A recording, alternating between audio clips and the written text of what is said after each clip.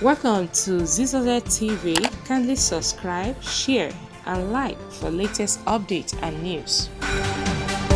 Davido offers 20 million to 20 business startup on Friday. Multiple award-winning singer Davido has announced plans to give out 20 million to 20 people on Friday. The music star made the announcement via his Twitter handle on Wednesday. He explained a desire to assist the specific number of persons beginning a business, seeing how tough things are in the country. The DMW pause encouraged persons with great business startup idea to send them to him to stand a chance to benefit from his philanthropic gesture.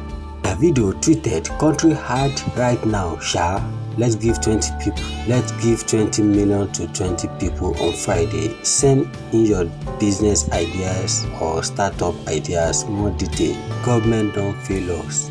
Now to help each other we dey now."